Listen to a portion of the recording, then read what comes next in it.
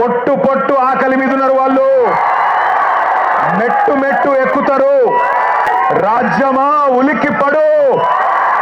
పిచ్చాటం నగేష్ భాయ్ వెనకకు పో, వెనకకు పో. శరత్ వెనకకు జరుగురి తమ్మి, రాజారాం వెనకకు జరుగురి ప్లీజ్, వెనకకు జరగండి.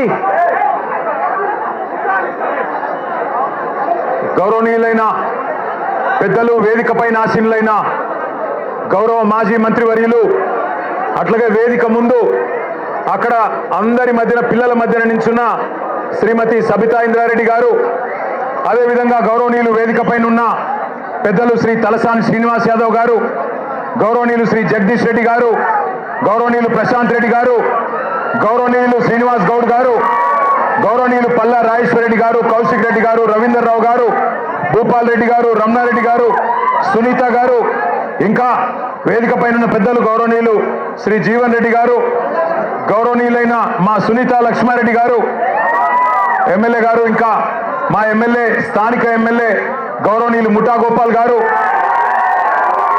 భూపాల్ రెడ్డి గారు, ఆర్ఎస్ ప్రవీణ్ గారు ఎక్కడ, ఆర్ఎస్ ప్రవీణ్ కు ఆగానే దోనా, గౌరవనీయులు ఆర్ఎస్ ప్రవీణ్ కుమార్ గారు, మాజీ ఐపీఎస్ పెద్దలు,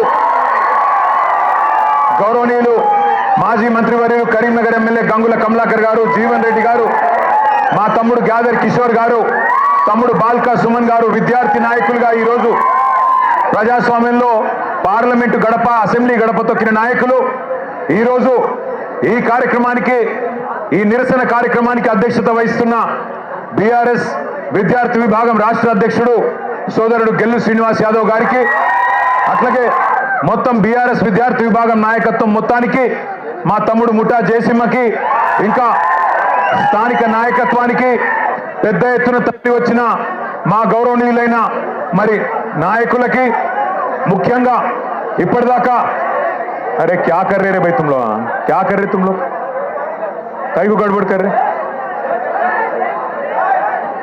చూడు నగేష్, చూడు ఏందో చూడు. ఇప్పటిదాకా అద్భుతంగా మాట్లాడిన మా చెల్లెళ్ళు, తమ్ముళ్ళు, నీట్ మాత్రమే కాదు, భారతదేశంలో ప్రస్తుతం నెలకొన్న పరిస్థితుల పట్ల ఆక్రోశం వ్యక్తం చేస్తున్న యంగ్ జనరేషన్ జెన్ జీకి సంబంధించిన మా తమ్ముళ్ళు, చెల్లెలందరికీ ఒకసారి గట్టిగా చప్పట్లతో వారికి అభినందనలు చెప్పాలని నేను కోరుతా ఉన్నా. నిజంగా ఇవాళ ఇక్కడ పెట్టింది కార్యక్రమం రాజకీయం కోసమో, ఎవరినో తిట్టడానికో లేదా ఎవరినో విమర్శించడానికో కాదు. గత 25 రోజులుగా ఢిల్లీలో జరుగుతున్న పరిణామాలు, ఏ నాయకుడు లేడు, ఏ పార్టీ లేదు, ఏ జెండా లేదు, ఏ పెద్ద నాయకుడు అక్కడ లేడు. కానీ ఇవాళ పిల్లలు భారతదేశ వ్యాప్తంగా కదం దొక్కుతా ఉన్నారు. ఎక్కడి వారక్కడ రైళ్లలో బయలుదేరి, బస్సులలో బయలుదేరి, వాళ్ళ తల్లిదండ్రికి కొంతమంది చెప్పకుండానే ఢిల్లీకి చేరుకొని జంతర్ మంతర్లో ఈరోజు తమ గలం విప్పుతున్నారు, అద్భుతమైన పోరాట పటిమ ప్రదర్శిస్తున్నారు. అవన్నీ చూసిన తర్వాత ఒక ఇద్దరు టీనేజ్ పిల్లల తండ్రిగా, ఒక తండ్రిగా, ఇద్దరి పిల్లల తండ్రిగా, అట్లాగే ఈ భారతదేశ పౌరుడిగా వారి మీద జరుగుతున్న దాడులు, వారి మీద ప్రభుత్వం వ్యవహరిస్తున్న తీరు చూసిన తర్వాత మనసు ఊరుకోక, ఉండబట్టలేక నిన్న పొద్దున వరంగల్ పోయేటప్పుడు ఒక నిర్ణయం తీసుకున్నాం. ఏదేమైనా ఈ పిల్లల కోసం ఇలా రాజకీయం లేదు, జెండా లేదు, రాజకీయ ప్రయోజనం ఆశించి కాదు. పిల్లల కోసం మనం కూడా మాట్లాడకపోతే మనం ఇంత స్థాయిలో ఉండి ప్రజాప్రతినిధులుగా ఉండి మనము దండుగా అన్న ఉద్దేశంతో ఇలా పిల్లలతో మాట్లాడాలి, వాళ్ళతోనే మాట్లాడియాలి. వాళ్ళ ఆక్రోశం, వాళ్ళ ఆవేశం, మరి మనందరం కూడా వారి న్యాయం కోసం చేస్తున్న పోరాటానికి అండగా నిలబడాలన్న ఉద్దేశంతో ఈరోజు నిరసన కార్యక్రమం పెట్టుకున్నాం. మరి ముఖ్యంగా బీఆర్ఎస్ అనే పార్టీ ఆనాడు టీఆర్ఎస్గా ఉద్భవించినాడు, ఉద్యమంలోంచి, ప్రజా ఉద్యమంలోంచి పుట్టుకొచ్చిన పార్టీ. ప్రజలను తెలంగాణ వ్యాప్తంగా డాక్టర్ బాబాసాహెబ్ అంబేద్కర్ గారు చెప్పినట్టుగా బోధించు, సమీకరించు, పోరాడు అనే అంబేద్కర్ తత్వాన్ని జీర్ణించుకొని లక్షల సంఖ్యలో ప్రజల్ని సమీకరిస్తూ తెలంగాణ ఎందుకు కావాలో వారికి బోధిస్తూ, అట్లాగే ఎక్కడ అన్యాయం జరిగినా పోరాటం చేసిన పార్టీ పెద్దలు కేసీఆర్ గారి నాయకత్వంలో అల్టిమేట్ గా ఢిల్లీ మెడలు వంచి తెలంగాణ సాధించిన పార్టీ బీఆర్ఎస్ పార్టీ. అందుకే ఉద్యమ పార్టీగా ఉద్యమంలో పుట్టిన నాయకులుగా, ఉద్యమంలోంచే ప్రజాప్రతినిధులు ప్రభుత్వాన్ని ఏర్పాటు చేసిన వారుగా ఉద్యమాలంటే, ప్రజా ఉద్యమాలంటే మాకు గౌరవం ఉంది. అందుకే ఆ ఉద్దేశంతోనే వాళ్ళ పిల్లలు చేస్తున్న ఈ పోరాటానికి ఉడతా భక్తిగా కేవలం వాళ్ళకు వెన్నుదన్నుగా మనం నిలబడాలి. ఇలా మన జెండాలతోని వాళ్ళ పోరాటాన్ని మలినం చేయొద్దు. మన జెండాలతోని, మన రాజకీయ ఎజెండాలతోని వాళ్ళ పోరాటాన్ని మలినం చేయాల్సిన అవసరం లేదు. కానీ వారికి అండగా నిలబడి ధైర్యం చెప్పి మీ ఎంబడ మేము కూడా ఉన్నాం, మీరొక్కరు మాత్రమే కాదు అని చెప్పవలసిన బాధ్యత మన మీద ఉన్నది. నిజంగా నాకు నిన్న మొన్న ఢిల్లీలో జరిగిన సంఘటనలు చూస్తుంటే కళ్ళల్లో నీళ్లు తిరిగినాయి. మనిషి అనేవాడికి ఎవరికైనా సరే మనసు అంటూ ఉంటే ఢిల్లీలో జరిగిన సంఘటనలు చూసిన తర్వాత మనసు చలించక మానదు. పిల్లల్ని కుళ్ళబొడుస్తున్నారు. ఏమడిగినారు పిల్లలు? ఏం కోరుకున్నారు వాళ్ళు? మోడీ గారు కూర్చున్న కుర్చీ అడిగినరా? లేకపోతే అమిత్ షా గారు కూర్చున్న కుర్చీ అడిగినరా? లేదా ధర్మేంద్ర ప్రధాన్ గారు కుర్చీ మాకు ఏమని అడిగినరా? ఏమడిగినరు? అధికారం అడిగినరా? లేదా మాకు అర్జెంటుగా మీరు రాజీనామా చేసి మాకు అప్పచెప్పండి మీ ప్రభుత్వాన్ని అన్నారా? ఏమడుగుతున్నారు? న్యాయం కోరుతా ఉన్నారు. మాకు అన్యాయం జరిగింది, మాకు న్యాయం చేయండి అని అడిగినారు. విజ్ఞప్తులు చేశారు, వినతి పత్రాలు ఇచ్చినారు, దండం పెట్టారు, దరఖాస్తులు ఇచ్చినారు. చివరికి సోనం వాంగ్చుక్ గారు నిరాహార దీక్ష కూర్చున్నారు. ప్రజాస్వామికంగా గాంధేయ మార్గంలో మహాత్మా గాంధీ గారు చూపెట్టిన బాటలో చివరికి నిరాహార దీక్షకు జంతర్ మంతర్ దగ్గర కూర్చున్నాడు.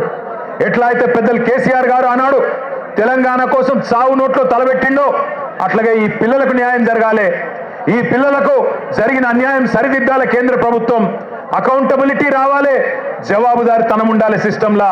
అదేవిధంగా విద్యా విధానంలోనే సంస్కరణలు రావాలి, రిఫార్మ్స్ రావాలని చెప్పి సోనం వాంగ్చుక్ గారు నిరాహార దీక్ష కూర్చుంటే ఒక్క మీడియా సంస్థ చూపెట్టదు, ఒక్క మీడియా ఓడు రాడు. భయం. ఏం చేస్తారో, ఎక్కడ ఐటీ దాడులు చేస్తారో, ఎక్కడ సిబిఐని పంపిస్తారో, ఎక్కడ ఈడీని పంపిస్తారో, ఎక్కడ తమ వేట కుక్కలను పంపి ఇబ్బంది పెడతారో అని భయం. మీడియా రాలే. కానీ ఏం చేసింది జెన్జీ, యంగ్ జనరేషన్ ఏం చేసింది? ఏ మీడియా గిడియా జాంతానై, మా సోషల్ మీడియా ఉంది చాలు అని చెప్పి ఇవాళ దేశం మొత్తాన్ని కదిలిచ్చింది. అందుకే అంటా ఉన్న మోడీ గారు, మీరు పెట్టుకోకూడని వాళ్ళతో పెట్టుకున్నారు, ఎవరితోనైతే పెట్టుకోవద్దో వాళ్ళతోనే పెట్టుకున్నావు, నువ్వు కొరివితో తలగొక్కున్నావు. మోడీ గారు జాగ్రత్త పడు, తరం మారుతున్నది, స్వరం మారుతున్నది, నవతరం వరస మారుతున్నది. రాజ్యమా ఉలిక్కి పడు, గుర్తుపెట్టుకో, జాగ్రత్తగా ఉండు. వాళ్ళు అనుకుంటే మొన్ననే నేపాల్లో ప్రభుత్వం కుప్పగూలింది. ఈ పిల్లలు తలుచుకుంటే శ్రీలంకలో బగాయించి అక్కడ ఉన్న వాళ్ళను ఉరికిచ్చి దేశమవతల దాకా పోయేదాకా విడిచిపెట్టలేదు. కాబట్టి ఎవరితో పెట్టుకోవద్దో మోడీ గారు, వాళ్ళతోనే పెట్టుకున్నావు. వాళ్ళ అహం మీద కొట్టినవి ఇయ్యాల. ఏమడుగుతున్నారయ్యా వాళ్ళు మాట్లాడితే ఒకడు టెర్రరిస్టులు వీళ్ళు అంటాడు, ఒకడేమో ఖలిస్తాన్ వాళ్ళు అంటాడు, ఒకడేమో అర్బన్ నక్సలైట్లు అంటాడు, ఒకడేమో దేశద్రోహులు అంటాడు, ఒకడేమో పాకిస్తాన్కి వెళ్ళి ఫండింగ్ వస్తుంది అంటాడు. పనికి మాలిన మాటలు మాట్లాడతారు. ఇవాళ పిల్లలు చెప్తుంటే ఆ కథలు, ఢిల్లీలో వాళ్ళు మాట్లాడుతున్న మాటలు వింటే నిజంగా మనిషి అనే వాడెవడైనా ఉంటే కేంద్ర ప్రభుత్వంలో ఈ పాటికే పోవాలా, కూర్చోవాలా, మాట్లాడాలా. వాళ్ళ దగ్గర ఏమి డిమాండ్స్ ఉన్నాయో పిలిచి మాట్లాడి బుదిరెక్కించి అట్లా కాదమ్మా ఇట్లా అని చెప్పి సంజాయించి ఎట్లా బాగు చేస్తాం దేశాన్ని చెప్పాలా. కానీ కేంద్ర ప్రభుత్వంలో ఉన్న వాళ్లకు ఇవాళ ఆ పరిస్థితి లేదు. మోడీ గారు ఒక్కటి గుర్తుపెట్టుకోండి, ఇదే తెలంగాణ గడ్డ మీద 50 ఏళ్ల కిందట ఒక యువకుడు ఒక మాట అన్నాడు. ఆనాటి తరం యువకుడు, ఆనాటి యంగ్ జనరేషన్ కి సంబంధించిన నాయకుడు ఒక మాట అన్నాడు, జీనా హై తో మర్నా సీఖో, కదం కదం పే జీనా హై తో కదం కదం పే జీనా హై తో మర్నా సీఖో, కదం కదం పే లడ్నా సీఖో అన్నాడు. అందుకే మోడీ గారు గుర్తు చేస్తా ఉన్నా మీకు, ఈ జనరేషన్ సావుకు భయపడే జనరేషన్ కాదు. ఈ జనరేషన్ నీ ఉడత ఊపులకి, నీ ఐటీకి, ఈడీకి, సిబిఐకి భయపడే జనరేషన్ కాదు. వాళ్ళు ఇవాళ కోపం మీద ఉన్నారు. నేను మొన్న చెప్పినా మళ్ళా చెప్తున్నా, కోపం మీద ఉన్నారు. పొట్టు ఆకలి మీద ఉన్నారు. వాళ్ళు మెట్టు ఎక్కుతారు, నిన్ను నీ ప్రభుత్వాన్ని తొక్కుతారు. యాదికి పెట్టుకో. ఈడ్చిపెట్టరు. ఎందుకంటే ఇవాళ వాళ్ళు ఏ రాజకీయ నాయకుడు అండతో చెలరేగుతలేరు, వాళ్ళకి ఏ నాయకుడు లేడు. ఇవాళ వాళ్ళు ఢిల్లీలో వేల మంది, ముంబైలో వేల మంది, హైదరాబాద్లో వేల మంది, నాసిక్లో వేల మంది, పూనాలో వేల మంది బయటకు వచ్చినారంటే కేవలం ఒక పరీక్షా పత్రం లీక్ అవ్వడం వల్ల కాదు. ఈ దేశంలో ఉన్న పరిస్థితి, ఈ దేశంలో మీరు చేస్తున్న మోసం వాళ్ళకు అర్థమైంది. 12 ఏళ్లుగా ఇంతకుముందు మాట్లాడిన పిల్లల మాటలు మీరు విన్నారు. 12 ఏళ్లుగా మతం పేరు మీద చిచ్చు పెట్టి ఇవాళ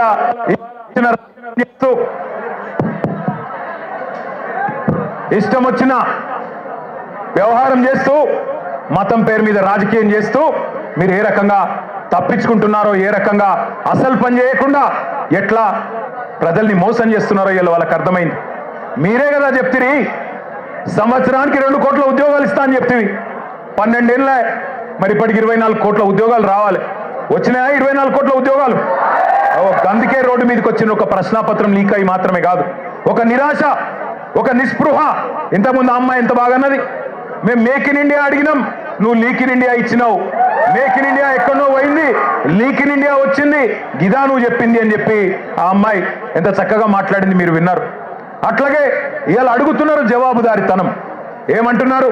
అయ్యా మీరు మంత్రులు అయినరు, ఎంపీలు అయినరు, మీరు పెద్ద ప్రధానమంత్రులు అయినరు, కానీ మేము మీ సీట్లు అడుగుతలేము. జవాబుదారీతనం.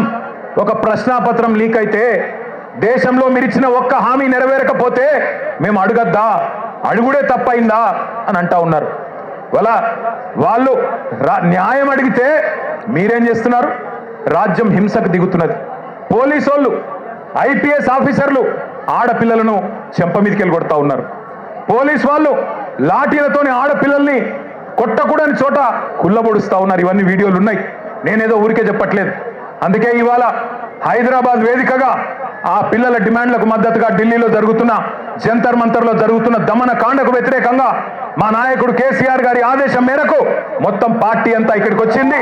వచ్చి ఆ పిల్లలకు సంఘీభావంగా అండగా, ఇందులో రాజకీయం లేదు, ఎలక్షన్లప్పుడు చూసుకుందాం రాజకీయం, ఆ రోజు ఎవరు ఎక్కడ కూర్చోవాలో ప్రజలు నిర్ణయిస్తారు. కానీ ఇవాళ మేము అడుగుతున్నది ఒకటే, ముందుగా ఎడ్యుకేషన్ మినిస్టర్ ధర్మేంద్ర ప్రధాన్ రాజీనామా చేయించండి. చేయించాలనే వాళ్ళు గట్టిగా చప్పట్లు కొట్టి చెప్పాలి, గట్టిగా చప్పట్లు కొట్టాల. రెండోది, ఆ పిల్లల మీద పెట్టిన కేసులు చాలా మంది పిల్లల్ని దేశవ్యాప్తంగా కేసులు పెట్టినారు. బేషరతుగా పిల్లలకు క్షమాపణ చెప్పి కేసులు వెంటనే ఎత్తేయాలని చెప్పి గట్టిగా చప్పట్లతో